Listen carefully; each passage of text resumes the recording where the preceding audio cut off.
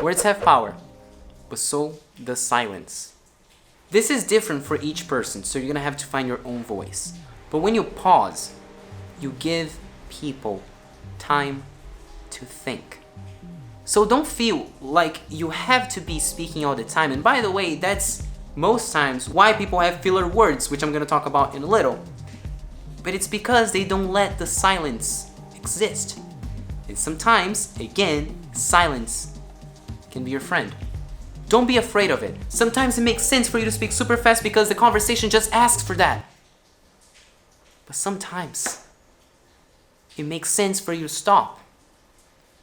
And by the way, it's this dynamic of fast and slow, silence, sound that creates the environment for an engaging conversation and engaging presentation.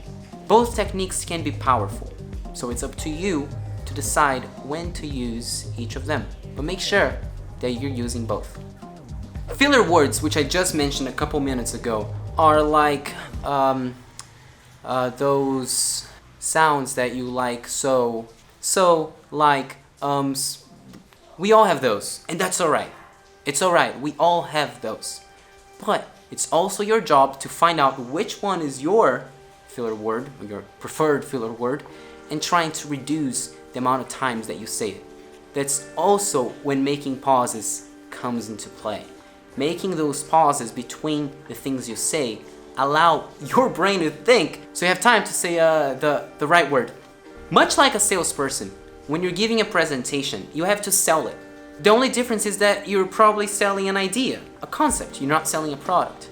But if you can treat your presentations as if it were a product that you were to sell, you would have to convince people of whatever you're saying. For that, you would have to use all sorts of tools and techniques of communication to be able to get to them. And that's how I want you to see your presentations. Finally, I said it once and I'm gonna say it twice. Find your style. Wow, I've given you tons of information on PowerPoint tips, presentation tips, communication, body language. I'm giving you a ton of good tips here. But not always you're gonna use those, and you shouldn't use all of them at once. So, you have to find your style. And don't worry, that's gonna come with time, but for now, pick something and try it out. See how that works out for you. If you feel like you didn't like something you tried, well, at least now you know that that's something you don't like as much. Again, find your style. I've given you most of the things that are of my style, right? But the concepts are still there. And that's what I want you to do. I want you to take the information I've given you and change it to make it your own.